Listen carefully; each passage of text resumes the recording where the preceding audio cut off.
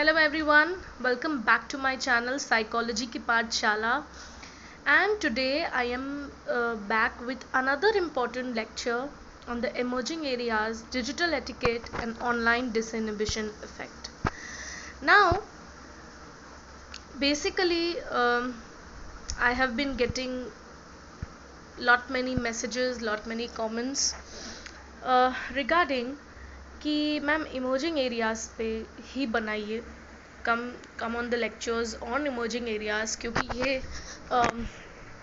Topic जो है वो काफ़ी इम्पॉर्टेंट भी है, इससे हमेशा क्वेश्चंस पूछे भी जा रहे हैं एंड ऑफ कोर्स ये टॉपिक थोड़ा सा कॉम्प्लेक्स है कि क्या पढ़ना है क्या नहीं पढ़ना है, right. So I just thought that ठीक है, इसी पे बनाते हैं, इसी पे लेक्चर्स लेकर आते हैं, राइट, जो आपको ज़्यादा हेल्पफुल हो. So I have brought the topic of the digital etiquette and online disinhibition effect which is again one of the important topic of emerging areas unit. तो बिना किसी टाइम को वेस्ट किए हम आगे बढ़ते हैं. डिजिटल एटिकेट क्या होता है? डिजिटल एटिकेट को हम नेटिकेट भी बोलते हैं बिकॉज डिजिटल का मतलब होता है which is related to the internet, और इंटरनेट में नेट यूज़ होता है, of course it is an online platform. तो this is known as the netiquette, इसको हम नेटिकेट बोलते हैं, राइट. बिकॉज अब ये क्या होता है, it is the basic set of rules pertaining to the behavior that needs to be followed to ensure the internet is better for all the users. ये जो है ये बेसिक सेट ऑफ रूल्स के बारे में बात करेगा. किस तरीके के रूल्स जो हैं हमें फॉलो करना चाहिए ताकि हम ये इंश्योर कर सकें कि जो इंटरनेट है that is better for all the users. यानी कह सकते हैं the use of good manners in online communication, right. जैसे जब हम verbally I am talking to somebody offline, तो हम बहुत सारी चीज़ों का यूज़ करते हैं, the manners we are using, right. एक एटिकेट होता है ना, एक मैनर है. एटिकेट का मतलब होता है मैनर्स, जो हम यूज़ करते हैं लोगों से बात करते वक्त. तो उसी तरीके से जब हम डिजिटली कोई काम कर रहे हैं, जब हम ऑनलाइन कम्युनिकेशन करते हैं, देन ऑल्सो ये सारे मैनर्स ज़रूरी होते हैं. जैसे ईमेल हो गया, forums, blogs, when we are engaged in all these kinds of behavior. तो डिजिटल एटिकेट क्या है? इंटेग्रिटी. इंटेग्रिटी मतलब ऑनेस्टी. तो इट इज़ द इंटेग्रिटी और the sense of self management. यहाँ पे हम सेल्फ मैनेजमेंट की बात करते हैं, right. It is related to the self management and general responsibility for your actions. Means एक तरीके की हम रिस्पॉन्सिबिलिटी लेते हैं कि what is right, what is wrong, है ना, for your self on the internet, and हम उसी तरीके से लोगों को ट्रीट करें जिस तरह हम उन्हें रियल लाइफ में करते हैं. रियल लाइफ मतलब in the offline mode. Digital etiquette क्या है? तो कुछ बेसिक जो डिजिटल एटिकेट होंगे, what will be the some of the basic digital etiquette. जैसे रेस्पेक्टिंग अदर्स, राइट, हम दूसरों को रिस्पेक्ट कर रहे हैं while talking. Following the rules of the website you are using, जो भी वेबसाइट हम यूज़ कर रहे हैं उसके कुछ रूल्स होते हैं, उसको फॉलो करें. And just being kind to the others, right. This probably sounds familiar and you haven't caught on yet. These are the ways you probably treat people in real life, or at least how you are supposed to. Real life जो है offline mode, जब हम किसी से मिलते हैं तो हम उनसे इसी तरह तो रिएक्ट करते हैं ना, इसी तरह बात करते हैं, रेस्पेक्टफुली करते हैं, राइट. तो ये ऑनलाइन की जब हम बात करते हैं ना, तो ऑनलाइन में it is all about how you right the messages, the writing of the messages online, ठीक है. इवन इफ हम कोई चीज़ ऐसी लिखते हैं जिसमें जो हमारा इंटेंशन नहीं होता है, यू नो, या हम जोक कर रहे होते हैं, बट सामने वाले को लगता है कि यू नो ये एक तरीके की डिसरिस्पेक्ट है. सो some people can take it the wrong way because the empathy of feelings can't be transferred into the messages. तो ये एक तरीके का सबसे बड़ा ड्रॉबैक होता है कि जब हम चीज़ें लिखते हैं, है ना, तो वहाँ पे कोई भी टोन मॉड्यूलेशन नहीं है, वॉइस मॉड्यूलेशन नहीं होता है, किसी तरीके की कोई एक्सप्रेशंस नहीं होते हैं, हम देख नहीं सकते सामने वाले को. तो कभी कभी क्या होता है, हमको जो चीज़ें लिखते हैं अगर हम उसे इंटेंशनली नहीं लिख रहे हैं, हम उसमें जोक नहीं कर रहे हैं, तब भी सामने वाले को ऐसा लग सकता है कि you are disrespecting the person, right. क्योंकि हम एम्पैथी या किसी तरीके की फीलिंग को मैसेजेस के थ्रू ट्रांसफ़र नहीं कर सकते। जैसे हम कैप्स लॉक में जब लिखते हैं तो लोग ये अज्यूम कर लेते हैं that you are yelling at them या एंग्री, तो ये एक तरीके का एक इंडिकेशन है इन मतलब साइकोलॉजिकल एस्पेक्ट्स में it is found that when you right something in caps lock, इसलिए कैप्स लॉक में हम जनरली नहीं लिखते हैं चीज़ें। अब ये एक इम्पॉर्टेंट कॉन्सेप्ट है 73855 rule.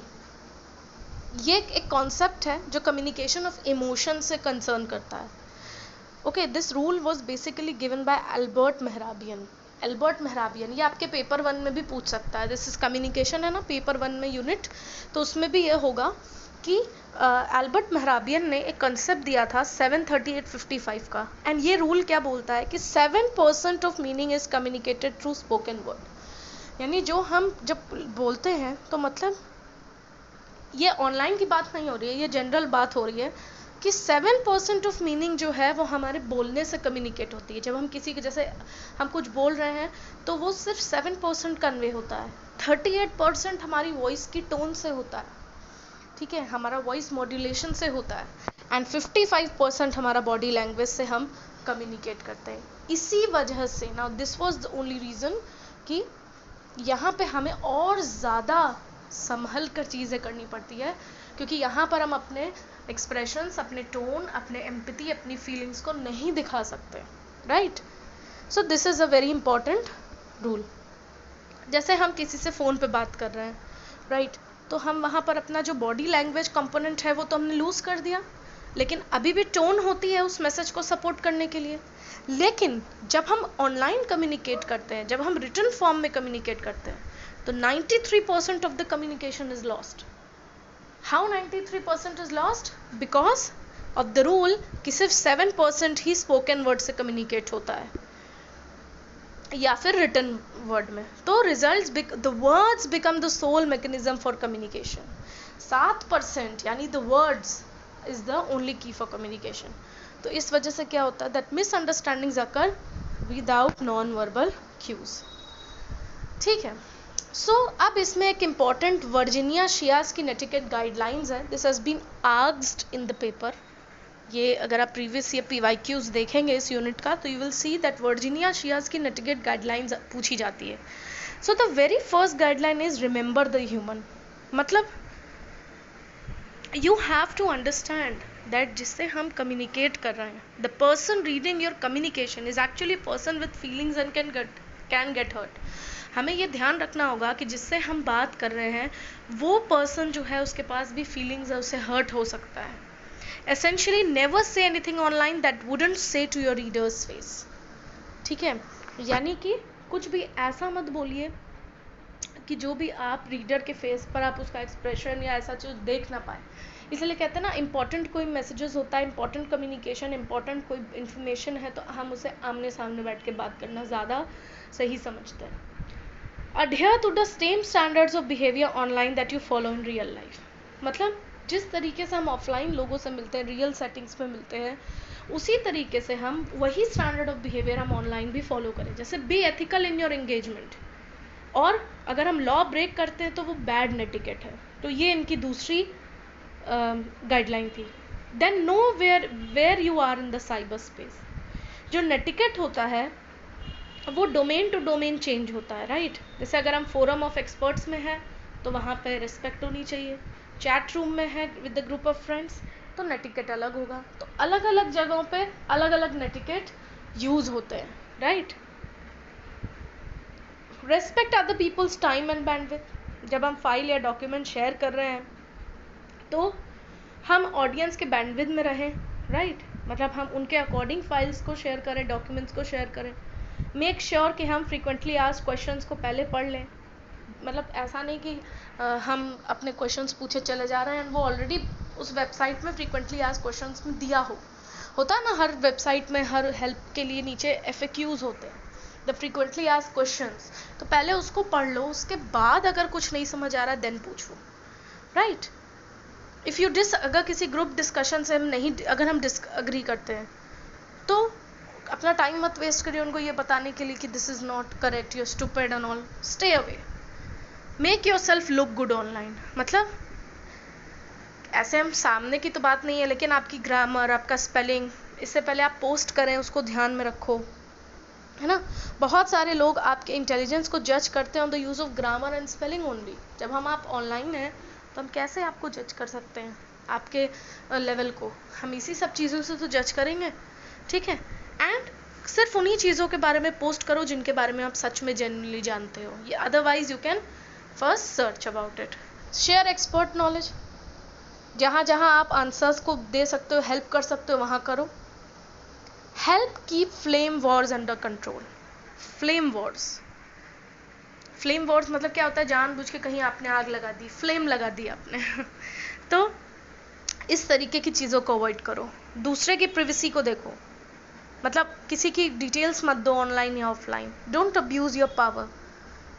The more power you have the more important it is how to use. यहाँ पे पावर का क्या है कि हमें पता है कि सामने वाला तो हमें जानता नहीं है। कभी कभी ऐसा भी होता है ना, आपने देखा होगा मेरे लेक्चर्स में साइबर उसके बारे में कि बुलिंग कैसे होती है, और ये तो आप ऐसा उसका पावर को अब्यूज़ मत करो कि ऑनलाइन है तो कुछ भी कर सकते हैं, है ना। If you haven't seen my lecture on cyber bullying, playlist में जाओ और उसको देखो, बिकॉज वो भी बहुत ज़रूरी है।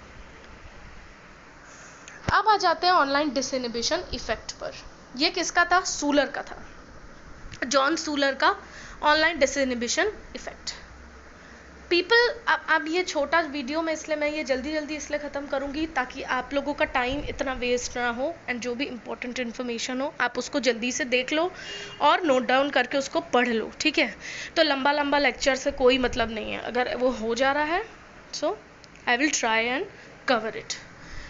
पीपल डिस्क्लोज और act out more frequently at times more intensely when they are online. क्या होता है, लोग अपने आप को और ज़्यादा डिस्क्लोज करते हैं और ज़्यादा करते हैं जब वो ऑनलाइन रहते हैं, है ना। मतलब ऑफलाइन से ज़्यादा वो ऑनलाइन में करते हैं। क्यों? क्योंकि उनके अंदर एक लॉस ऑफ इनहिबिशन होता है, मतलब इनहिबिशन की लॉस है, तो वो ज़्यादा टेंडेंसी शो करते हैं as being more affectionate, more open, less guarded, है ना। मतलब loss of inhibition. You don't, ज़रूरी नहीं कि यू नो देम प्रॉपरली, उनको कोई वो नहीं होगा, है ना। तो यहाँ पे दो मेन कैटेगरी होती है ऑनलाइन डिसइनहिबिशन इफेक्ट में जो फॉल करता है इनके अकॉर्डिंग। एक होता है बेनिग्न डिसइनहिबिशन और एक होता है टॉक्सिक डिसइनहिबिशन। बेनिग्न क्या होता है? It describes the behavior in which people might self-disclose more on the internet than they would in real life or go out of their way to help someone or show kindness. यानी इस तरीके के डिसइनहिबिशन में जो लोग होते हैं वो अपने आप को और ज़्यादा सेल्फ डिस्क्लोज करते हैं इंटरनेट पे दैन जितना वो रियल लाइफ में करेंगे, या आउट ऑफ द वे चले जाते हैं किसी को हेल्प करने के लिए, किसी को काइंडनेस शो करने के लिए, और कभी कभी अपने बहुत ही पर्सनल थिंग्स भी शेयर कर देते हैं, राइट। जैसे सीक्रेट इमोशन रिवील करना, fears, wishes, unusual act of kindness, generosity दिखाते हैं, going out of way to help others. This is benign disinhibition. और टॉक्सिक क्या होता है? जहाँ पर हम रूड लैंग्वेज, थ्रेट्स को यूज़ करते हैं, पोर्नोग्राफी, क्राइम की प्लेसेस विजिट करते हैं, वायलेंस ऑन द इंटरनेट, ठीक है, जो वो रियल लाइफ में नहीं करेगा, ठीक है। तो दिस इज टॉक्सिक। टॉक्सिक नाम से ही समझ में आ रहा है कि this is related to something violence, threat, pornography places visit करना है जो आप रियल लाइफ में नहीं करोगे। सो द डिस्टिंक्शन हमेशा इसका क्लियर नहीं होता है। जैसे कि friendly email relationship might evolve into something more intimate in the way that might cause one of the correspondent to feel overly vulnerable और एंशियस, है ना। और कभी कभी एक फ्रेंडली ईमेल रिलेशनशिप है, हो सकता है कभी कभी वो और ज़्यादा इंटीमेट हो जाए, या फिर कुछ कल्चर्स में हॉस्टाइल वर्ड्स को भी ठीक माना जाता है, नॉर्मल सोशल बिहेवियर माना जाता है। तो सूलर ने 6 फैक्टर्स बताए थे कि हम the Sular breaks down 6 factors. ऐसे कौन से 6 फैक्टर है जिनकी वजह से ये ऑनलाइन डिसइनहिबिशन होता है या जिसकी वजह से ये इफेक्ट कॉज होता है। तो उन्होंने बताया कि सबसे पहली चीज़ तो होती है डिसोसिएटिव एनोनिमिटी। ये भी पूछा जाता है, इसको लिख लेना, you don't know me. Dissociative anonymity का मतलब होता है यू डोंट नो मी, इसके नाम से ही। ऑनलाइन तो आप हमें जान नहीं रहे हो ना, ये प्रिंसिपल फैक्टर है। क्योंकि जब हम इंटरनेट पे होते हैं तो हम दूसरों के साथ इंटरेक्ट कर रहे हैं, हम फोरम्स के पे कमेंट कर रहे हैं, हम वेब को भी एनोनिमसली सर्व करते हैं। तो जब हम एनोनिमस फील करते हैं हम प्रोटेक्टेड फील करते हैं। एनोनिमस का मतलब hidden, you are not knowing me, you don't know me, means you do not have to own your behaviour. हमें किसी भी तरीके के बिहेवियर को ओन करने की ज़रूरत नहीं होती है कि ये मैंने किया है ना। और हो सकता है कि आप कभी कभी आप उसको इस तरीके से बना लो अपनी ऑनलाइन आइडेंटिटी को जो आपके ऑफलाइन से रिलेटेड ही ना हो, it is not integrated in offline. So ये आपको एनोनिमिटी जो होती है आपको लेस वल्नरेबल बनाती है अबाउट सेल्फ डिस्क्लोजिंग या फिर engaging in anti social harmful behaviour. ठीक है, तो ये आपको कम वल्नरेबल बनाती है और आप ज़्यादातर एंटी सोशल हार्मफुल बिहेवियर में इन्वॉल्व हो जाते हो। दूसरा, इनविजिबिलिटी, आप हमें देख नहीं सकते, राइट। ये क्या है, बहुत सारे ऐसे कम्युनिकेशन होते हैं इंटरनेट पे जो टेक्स्ट के थ्रू होते हैं। तो इंटरनेट एक तरीके की शील्ड ऑफर करता है और फिजिकली आप विजिबल नहीं हो, तो आपके इनहिबिशन कम हो गए क्योंकि आपको टोन, बॉडी लैंग्वेज इसके बारे में चिंता करने की ज़रूरत नहीं है ना। तो ये आपको मिसरिप्रेजेंट करने को भी वो कर सकता है, आपको अलाउ कर सकता है। जैसे आप मैन हैं और आप अपने आप को वुमेन की तरह रिप्रेजेंट कर रहे हैं, लेकिन ये सब फेस टू फेस में तो नहीं हो सकता। If you are a man you will be present as a man only. तो दूसरा रीज़न इनविजिबिलिटी होता है, यू कांट सी मी। तीसरा, एसिंक्रोनिटी, सी यू लेटर। एसिंक्रोनस नेचर क्या होता है, ईमेल, मैसेज बोर्ड, कन्वर्सेशन, ये रियल टाइम में तो होता नहीं। आपने किसी को मेल भेज दिया, वो आपको 2-4 घंटे बाद रिप्लाई दे रहा है। मैसेज भेज दिया, जरूरी नहीं कि वो ऑनलाइन है ना। जैसे आपने एक इमोशनली चार्ज पोस्ट रखा, आपने लॉग आउट कर दिया, दूसरों का रिस्पॉन्स नहीं देखा, तो ये क्या है, आप नेगेटिव रिएक्शन से आप एस्केप हो गए। So it will allow you to think more carefully about what you would like to say before posting, है ना। मतलब, और जब हम ये करते हैं तो हम क्या करते हैं, बैठ के ध्यान से हम पहले सोचते हैं कि क्या पोस्ट करना है। लेकिन वही हम जब फेस टू फेस में होते हैं तो हम इतने ओपन नहीं हो पाते लोगों से बोलने के लिए, राइट। तो ये जो है प्रेशर कम कर देता है और आप अलग तरीके से बिहेव करते हो then offline. Solipsistic introjection, it's all in my head. बिना फेस टू फेस क्यूज से आप ऑनलाइन मैसेजेस को कैसे अपने दिमाग में चलाते हो कि जैसे कोई सामने वाला हमसे बात कर रहा है ना। हो सकता है कि आप दूसरे के बारे में कुछ ऐसी कैरेक्टरिस्टिक्स आप देख लें उनके मैसेजेस को लेकर, उनके मैसेजेस के according, right. So when you are reading another's message you might hear their voice using your own voice. आप उनकी वॉइस को अपने वॉइस के अकॉर्डिंग करते हो। जैसे उसने लिखा कहाँ हो, अब आप रीड कर, अब आप देख रहे हो, अब आप खुद बोलते हो कहाँ हो, right. People sometimes subvocalize as they read, और वो ऐसा समझ लेते हैं कि they are talking to themselves. तो इससे क्या हो जाता है, feeling more comfortable talking to the other person and disinhibition हो जाता है, right. Dissociative imagination, dissociative imagination it's just a game.